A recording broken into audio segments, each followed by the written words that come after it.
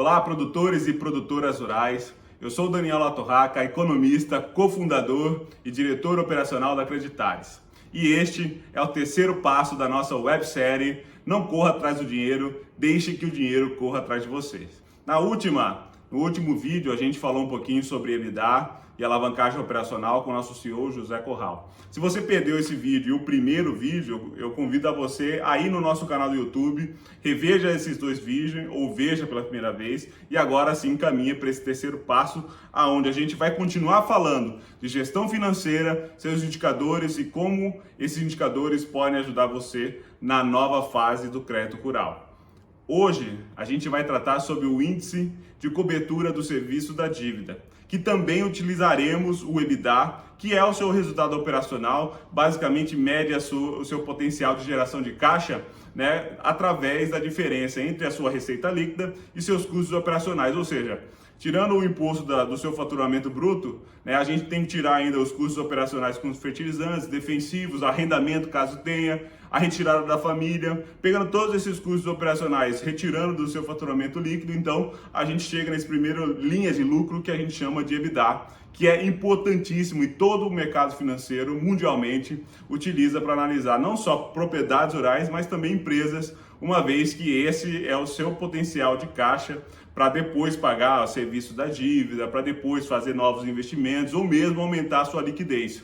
Então hoje a gente vai tratar sobre o índice de cobertura do serviço da dívida, onde a gente vai usar novamente o EBITDA, né, e a sua relação com as suas parcelas que você tem anualmente.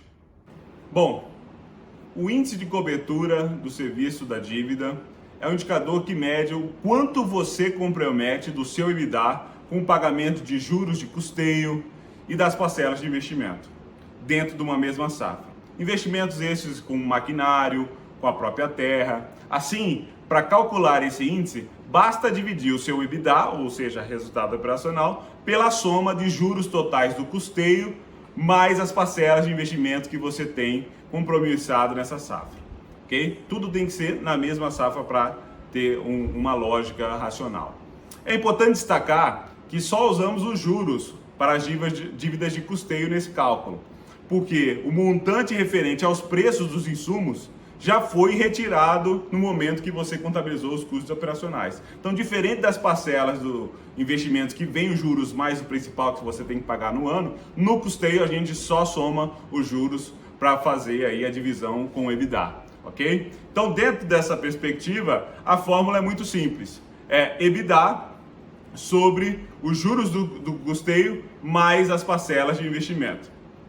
Dessa forma, usando os mesmos dados para a safra 19 e 20 da Ana Creditares, que vocês já conheceram nos outros vídeos, nós temos que o EBITDA dela foi de R$ 2.628.800, uma vez que recebeu R$ 9.388.800 de receita líquida e pagou e gastou R$ 6.760.000 de custos e despesas operacionais.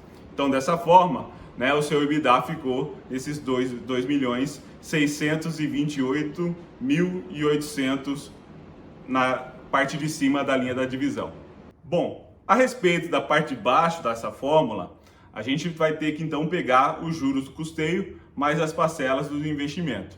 É importante destacar dois pontos. O primeiro deles é que você deve utilizar os valores pagos no mesmo ano, no mesmo período que você está utilizando o EBITDA.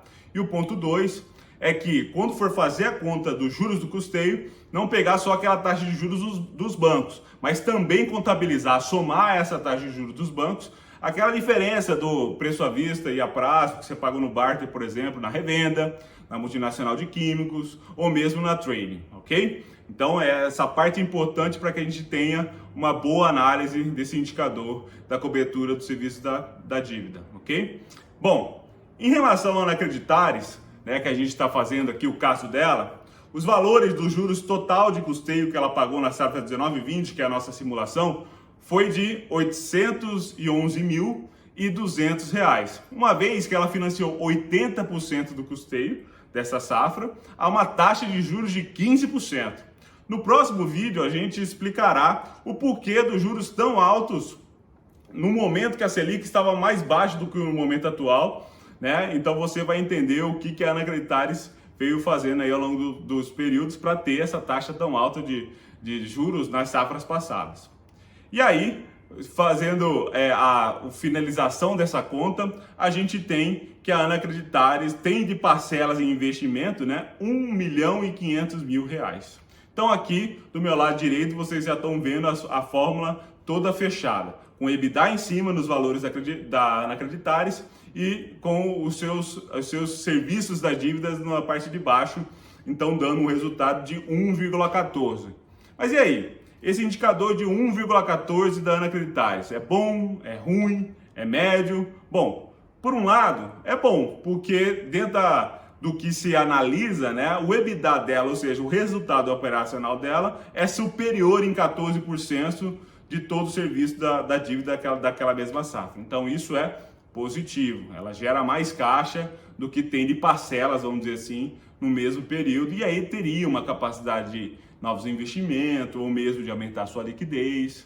Porém, por outro lado, o indicador ideal para o índice de cobertura do serviço da dívida é de 1,25, ou seja, o EBITDA tem que superar em 25% para, vamos dizer assim, ter uma situação confortável em relação a esse indicador.